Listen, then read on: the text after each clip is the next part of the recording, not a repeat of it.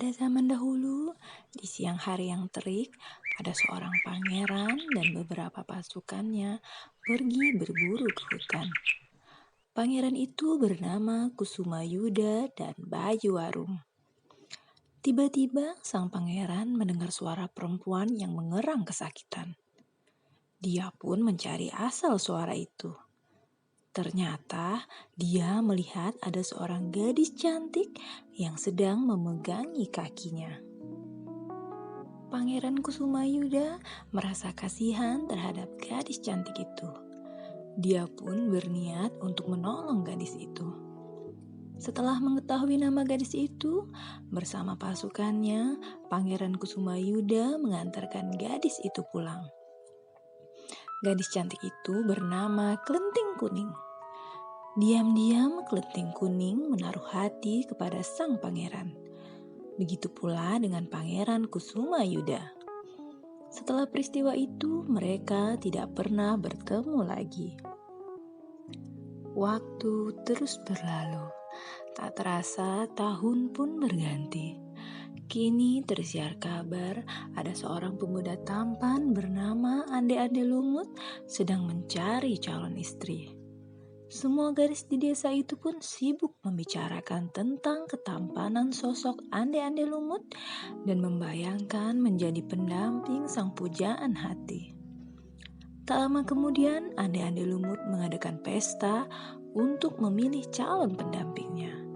Para gadis di desa sibuk mempercantik diri mereka agar terpilih oleh Ande-Ande Lumut. Hanya Kelenting Kuning yang tidak tertarik dan enggan datang ke pesta tersebut. Kelenting Kuning selalu teringat dengan Pangeran Kusuma Yuda. Ketika dia sedang melamun, saudara-saudaranya mengajak untuk pergi ke pesta Ande-Ande Lumut, pemuda tampan yang sedang mencari istri. Ketiga kakaknya merayu Kelenting Kuning untuk ikut pergi ke pesta itu. Setelah ketiga kakaknya pergi terlebih dahulu, akhirnya Kelenting Kuning pergi juga ke pesta itu. Untuk sampai ke tempat pesta, semua orang harus menyeberangi sungai yang lebar dan dalam. Para gadis tersebut kebingungan karena mereka menggunakan pakaian yang bagus, maka tidak sampai hati mereka mengotori pakaian yang mereka kenakan. Kemudian muncullah seekor yuyu kangkang, penjaga sungai yang berbentuk kepiting raksasa. Yuyu kangkang menawarkan bantuan kepada para gadis cantik itu untuk menyeberangi sungai dengan syarat mereka memberi ciuman kepada yuyu kangkang.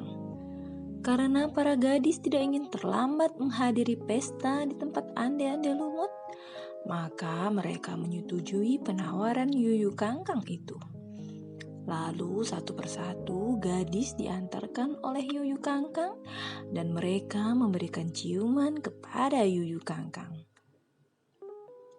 Kelenting Kuning bingung mencari akal agar ia dapat tiba di seberang sungai tanpa harus mencium kepiting raksasa tersebut. Dia pun mendapatkan caranya. Kelenting Kuning juga memberikan syarat kepada yuyu kangkang. Dia bersedia mencium dengan syarat yuyu kangkang memejamkan matanya. Kepiting raksasa itu pun menyetujuinya. Setelah tiba di seberang, yuyu kangkang menagih janji untuk menciumnya. Lalu Kelenting Kuning menyuruh yuyu kangkang untuk memejamkan matanya. Dan Kelenting Kuning mengambil buah apel yang kemudian ditempelkan pada yuyu kangkang. Kepiting raksasa itu pun merasa senang sekali karena semua gadis tadi telah berhasil dikelabuinya. Semua gadis yang mencium yuyu kangkang memiliki bekas garis merah di bibirnya, kecuali Kelenting Kuning. Yuyu kangkang merasa senang sekali karena semua gadis tadi telah berhasil dikelabuinya. Semua gadis yang mencium kepiting raksasa itu memiliki bekas garis merah di bibir dan pipinya, kecuali Kelenting Kuning yang tidak kena ciuman yuyu kangkang. Kelenting Kuning bangga dan senang karena dia berhasil mengelabui kepiting raksasa tersebut. Setelah tiba di tempat pesta, para gadis-gadis cantik itu merasa ada yang aneh pada diri mereka. Ternyata mereka baru menyadari bahwa ada bekas garis merah di bibir dan pipinya.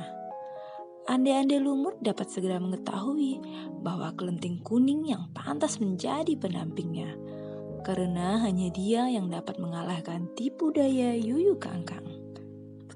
Kelenting kuning sangat bahagia bertemu dengan ande-ande lumut, karena ternyata Pangeran Kusuma Yuda yang selama ini ditunggunya adalah ande-ande lumut. Kemudian mereka menikah dan hidup bahagia selamanya.